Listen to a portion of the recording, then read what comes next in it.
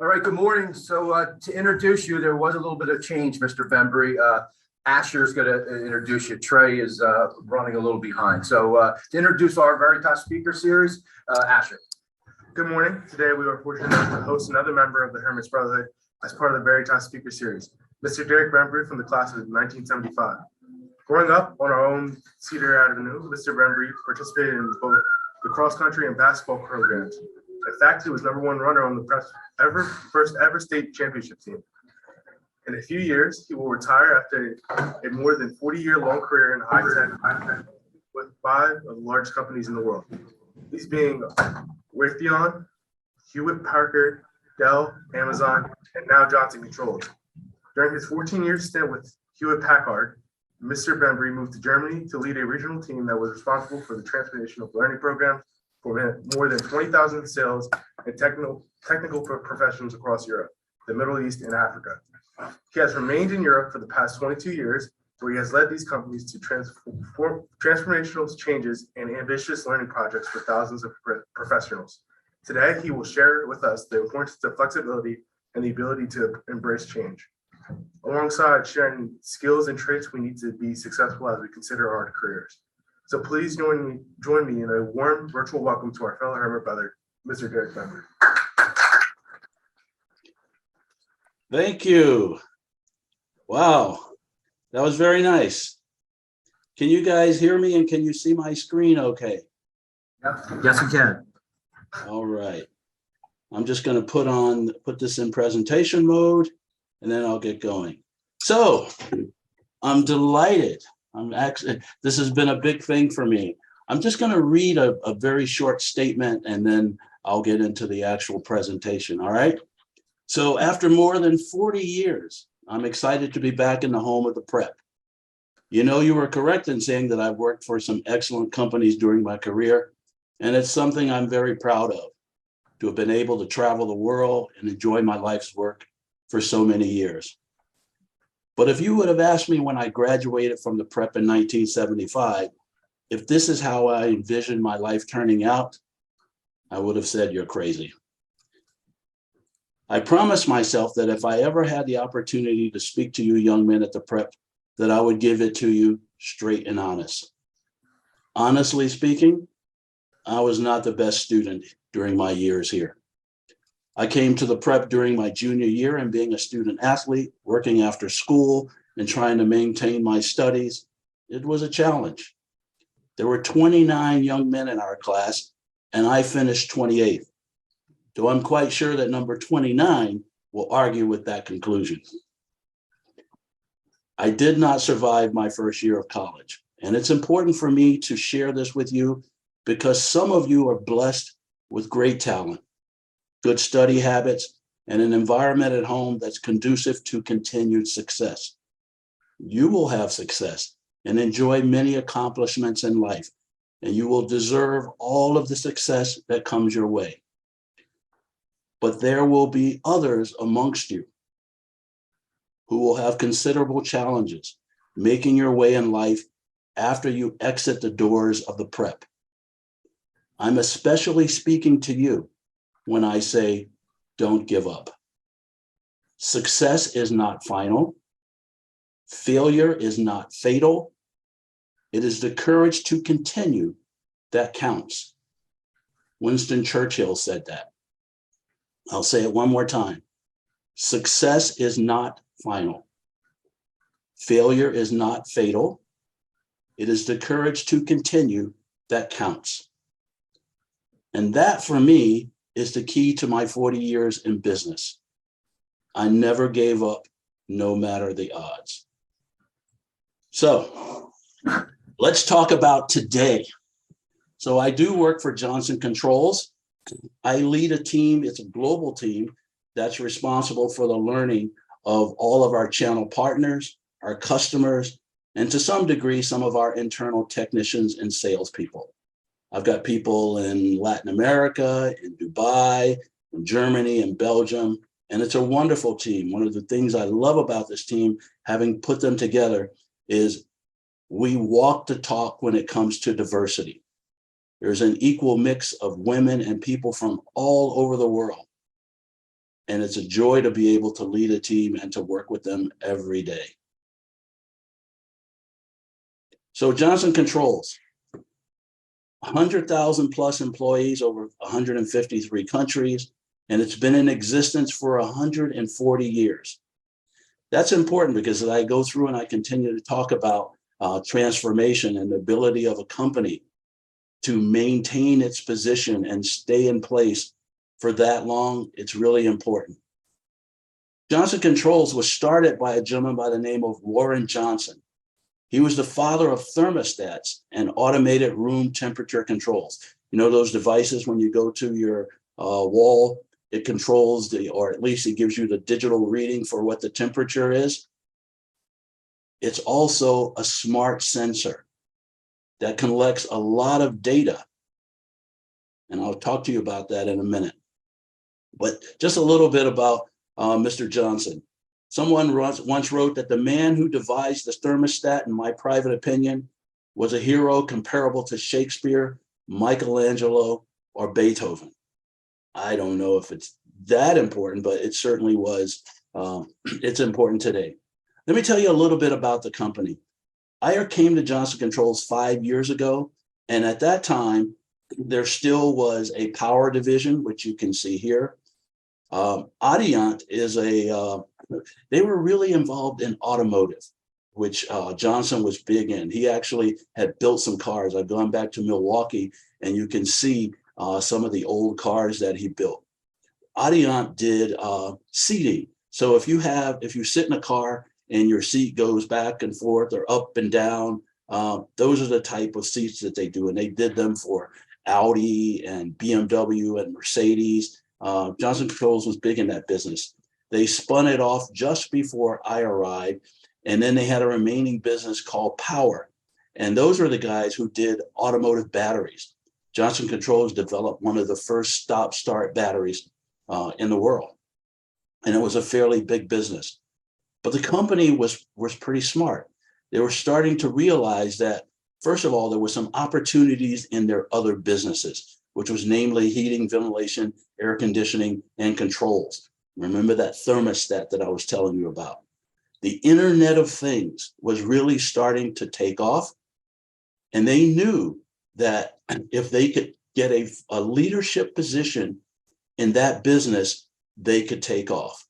And so one of the first things they did was they went out and they bought Tyco, which was a fire and security company. Everything from fire suppression, fire detection, cameras, all types of things that you see in a building, Johnson Controls now have. The only thing that we still haven't gotten yet are elevators. And there's always a talk about going in and buying Otis elevators. But they spun off the power division, they spun off Audient, and now we're a complete fire and security and HVAC and controls, or a building automation business. Revenue is finally starting to get back up to that 49 billion that it was. But the big thing is that the company recognized that they needed to change. So many companies don't do that. They never make it. There's probably some businesses here that you recognize, but I'll tell you the ones that stick out for me. One is Kodak. In my early travels around the world, Kodak was ubiquitous. It was the first thing you saw when you got off a boat or went into an airport, was a big sign that says Kodak. They made film. They were one of the biggest enterprises in the world, but they failed to embrace digital. In fact, they were one of the first producers of digital cameras. I know because I had one. But they thought, no way is digital going to replace film. How many people now know about Kodak or see anything from Kodak? Anyone? IBM. When I first got into business, IBM was our main competitor for Hewlett-Packard. IBM was the boss. I mean, they were huge. All of the big computers, you long to work for a company like IBM. And Macy's. I did all of my big time shopping when I first moved to San Francisco's at their department store. I can tell Nelson is sitting there going, my wife spent a lot of money there. Great. A lot of places here, though, that failed to innovate. In fact, I had a boss when I was at Hewlett Packard that said, if you're thinking about innovation now, it's already too late. You have to think about it 10 years, 20 years out. And when I worked for Hewlett Packard, that was one of the things that was going on. I had just joined HP, 1984.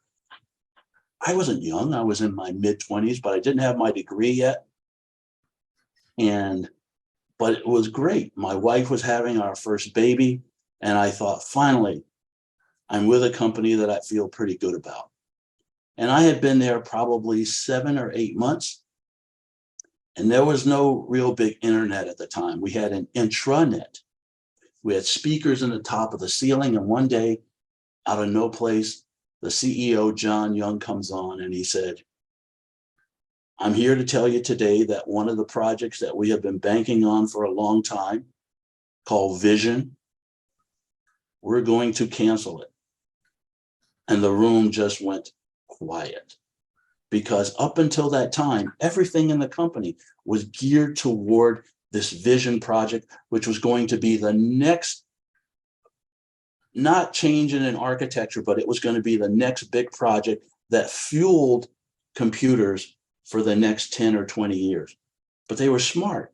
They realized that the architecture for Vision was not going to be able to sustain the company beyond the 90s.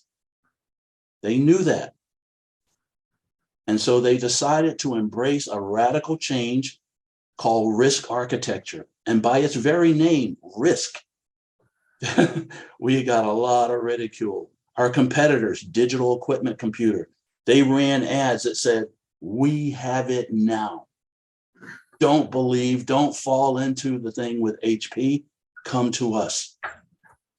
But the company was very committed. It was the only major company to RISC, converting all of their computer models to a single RISC architecture design. But here's the part that I always remember.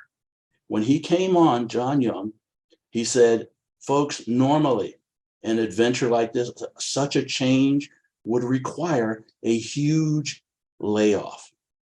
You see what Elon Musk is doing right now? You know how many people he's laid off? All right.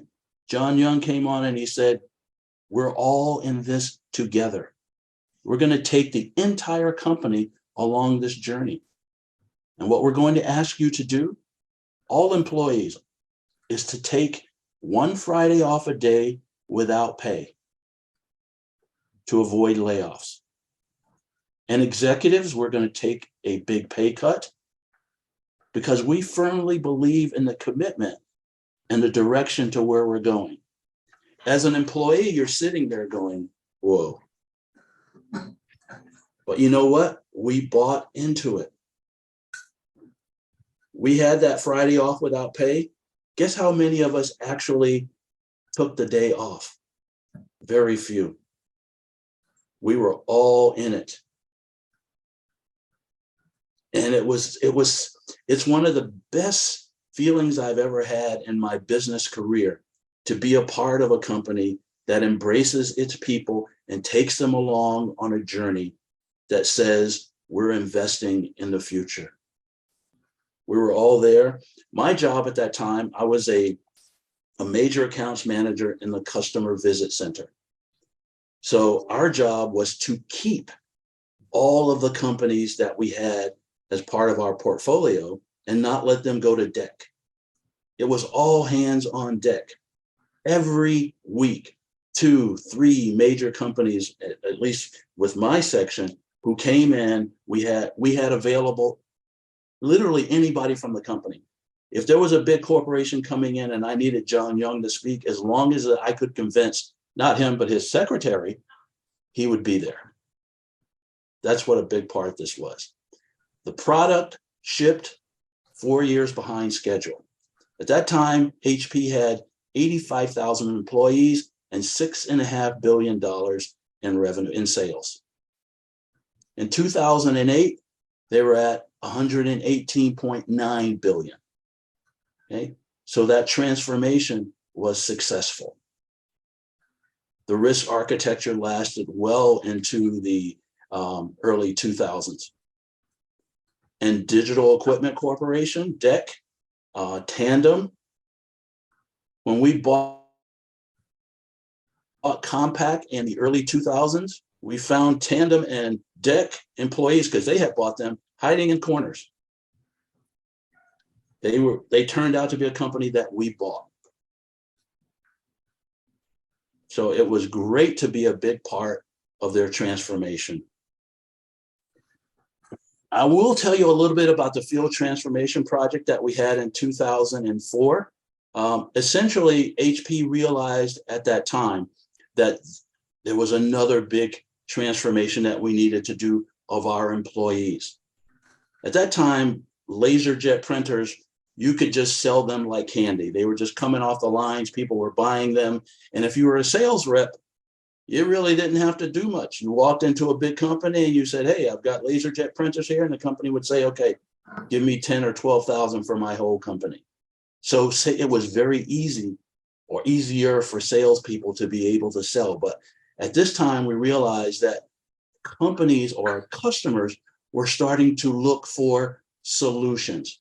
They didn't want to just get a printer or a tape drive or a computer. They were looking for a company who could provide a total solution. But our salespeople were not educated to sell that way. They sold their product lines. So all of a sudden, we had to train them how to sell solutions. We also had to assess their skills in being able to do that, because not all salespeople are made that way. We did it, and it was another one of these transformational projects that has kept a company like HP going. Companies don't just, if they're successful, they have to embrace change on a regular basis. Sometimes every 5-10 years, but they have to be thinking about it every year. Excuse me, I caught a little cold. I think what I'm going to do, I'm not sure how much time I have. What am I looking at in terms of time? 15 minutes till question and answer. So 15 until the Q&A. Okay, all right. I'm going to skip this right now. Just briefly with Dell. Dell was a company that I was at from 2008 to 2013. I was hired to create their first channel learning program. What I mean by that is there are different paths for people to sell, for companies to sell their products. They can sell them through internal sales reps. They can sell them through distributors. They can sell them through channel partners. And up until when I arrived, Dell primarily sold direct. In fact, they had big ads that's who they were. They sold direct, and to the channel, Dell was the boogeyman, because they just were not going to do it. So it was very surprising when in 2007, Dell said, we're going to embrace the channel. And when I got there, they basically said to me and 2 others, you have 3 months to roll out a channel education solution and services program. At that time, Dell, if you can look at this, you can start to see they were pretty high in 2000. And then by 2005, their direct market was starting to plummet. But they were already thinking, you know what, we've got to get a handle on this and increase sales while lowering our cost of sales, which are typical if you sell through the channel. So they were thinking about it, and they embraced it. And for a period of time, they got a nice boost, and sales continued to go at a nice pace with Dell. But by 2013, the demand for PCs stalled as tablets and smartphones became more popular. So they didn't transform enough. Okay. Companies are looking for talent, people like yourselves when you come out of universities who are unafraid to embrace change, who are nimble on their feet. There are some skills that they're looking for. These are what referred to as the Amazon leadership principles. When you interview at Amazon, typically there are 5 or 6 people based on the kind of job that you're going to get, where they're looking for these type of people with these type of skill sets. All right. And those people, each one takes one of these leadership principles and they grill and drill deep down to see how well you embrace these particular principles. I've highlighted a few that I think, at least in what I do, are important. The first one is customer obsession. That's the ability to put the customer first. It's the first thing I look for when I go to hire a person. And there are certain questions that you ask to see how well they embrace the customer. If you can't do that, you don't get in my door, because that's the first thing that matters in what I do. The second thing is ownership. That's the ability for a person to believe in the company and treat it like they are an owner. Okay? It's a special skill set for people to have when they come into a company. And saying that's not my job, you can never say that when it comes to this role. All right? Invent and simplify. These are people who are thinking not just about what's on their desk, but they're always looking to create something new and make it simpler as they go along. We look for people like that, innovators. All right. Number 4, think big. This is something I tell my people all the time, because it's so easy when you get in a company to just cruise. But I look for people who can do things, not just do things in a bigger way, but to think beyond a box that they're used to. One of the things about a company like Amazon is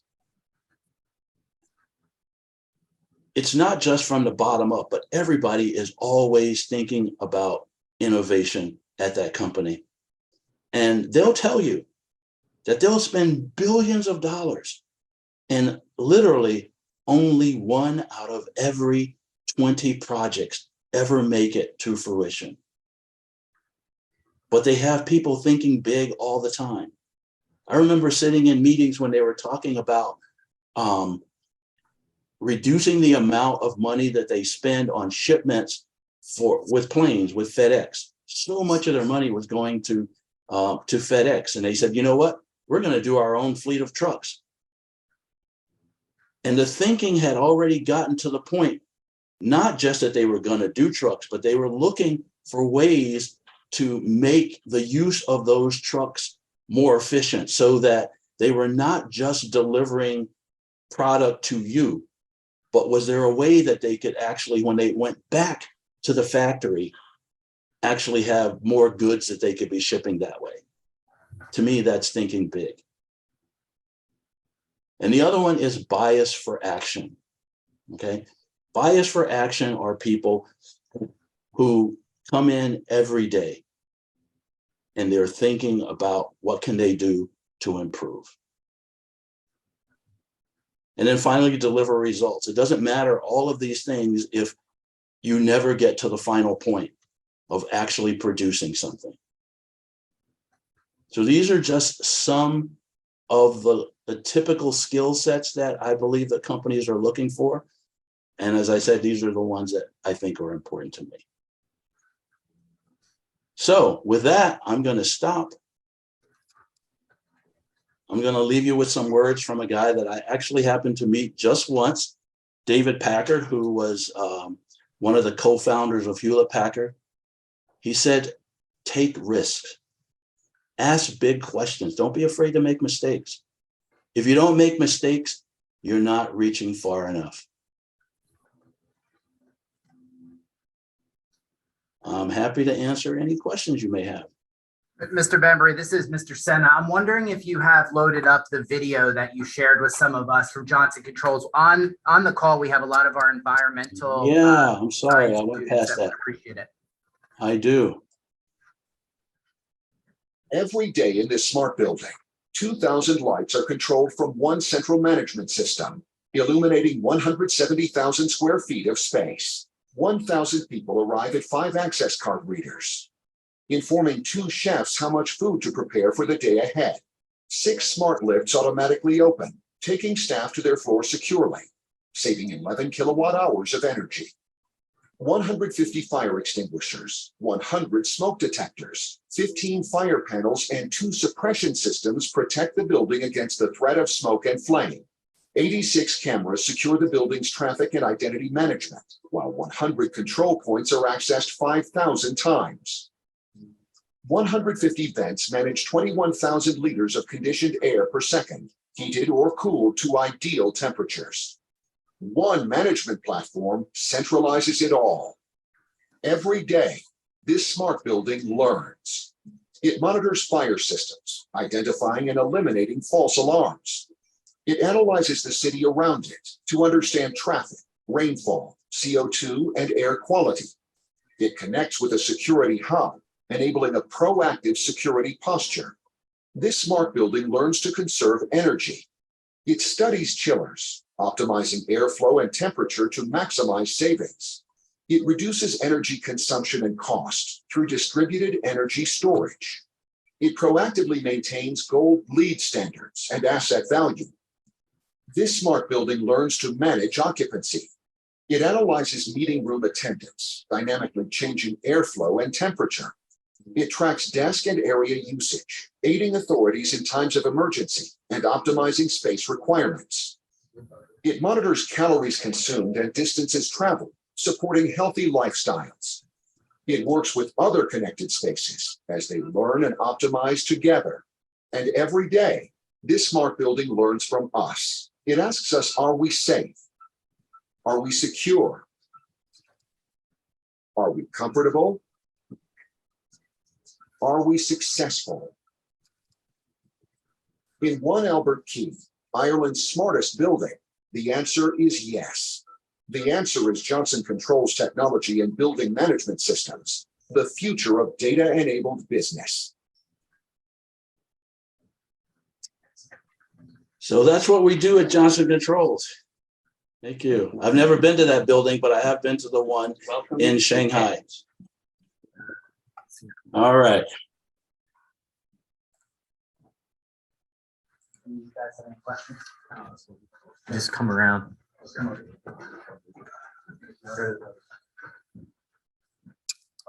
So I saw that you worked in many different environments all over the world. What helped you like adapt and change to those environments as you worked at the different businesses? So I worked in manufacturing environments, and you want to know who helped me? No, I want to know some advice because it seems like you worked at a lot of different businesses throughout the years and many places throughout the world. So what helped you adapt to those environments? Oh, it's interesting when you go from one company to another, particularly companies of that size. They all tend to have fairly unique environments and styles of the way they do business. So it's important to understand, first of all, when you go to interview for a role like the kind that I have, a little bit about the company. Because as I mentioned before, they're all very different. Give you an idea, Hewlett-Packard, when I first joined, felt like a small company, like a family business. It wasn't, it was really big, but it had that feeling that everybody mattered. But then you go to a company like Amazon, where it is just, I hate to say it, dog eat dog. and you have to be on top of your game at all times. I was part of a team where as a mid-level manager, you were all part of a crisis management team during what they call peak season, Christmas. Everybody was there. We had crisis management teams, and you wanted to make sure that you understood everything that was going on. So each company is very different. So it's important to come up to speed fairly quickly and understand what their environment is like and then adjust. Thank you. Anyone else have questions here?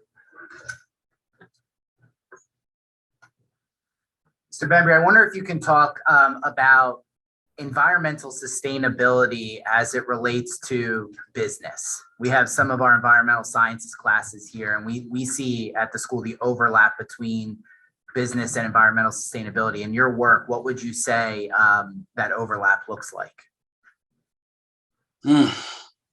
Well, so many companies these days adopt environmental sustainability as a key component for their business, either in terms of how their employees are dealing with things every day, but also in the products that they sell. That's why you talk about green products, things like that. With a company like Johnson Controls, we do have to walk the talk. It was very interesting during COVID, especially in the early days when you didn't know what was going on. But Johnson Controls worked with hospitals and hotels and other things like that to implement technology that filters, things like that, that could make living and existing in buildings fairly normal. But the big thing, I think, is that in all of your marketing and all of the ways that you treat your employees, it's important to embrace sustainability, even through something as simple as the way you get rid of trash or the way that you, just a lot of little simple things that we do, for instance, at Johnson Controls and other companies, to say that the environment matters to us. So it looks like we have a question from Mr. Scaffidi's class. It says, I saw you guys partnered with a school in Lancaster, PA after the virus to help smarten up their building, but it looks like they obtained substantial federal money. Could a school like ours afford to do similar projects? Yeah, you actually can. Smart buildings aren't, yes, they will cost. But first of all, there has to be a study that's done to say exactly what you need to have done. We can bring people out. It's not just smart buildings anymore. It's smart campuses. And there are people who will come out and do an assessment that you'd be surprised at the things that you could do to make your building more environment friendly, more efficient. And companies like Johnson Controls are here to help you do that. So absolutely, it could be done. There are, for instance, we don't necessarily, I wouldn't say that we don't do schools, but we certainly do school districts where we're looking at things for districts on ways that all of their buildings can be made more sustainable and environment friendly.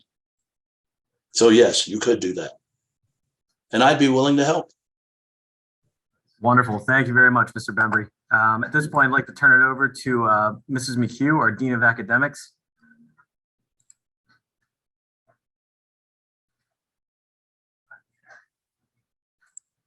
Unmute. Okay, I was typing a question into the chat. Are we out of time? You have 3 minutes. 3 You minutes. can pose one more.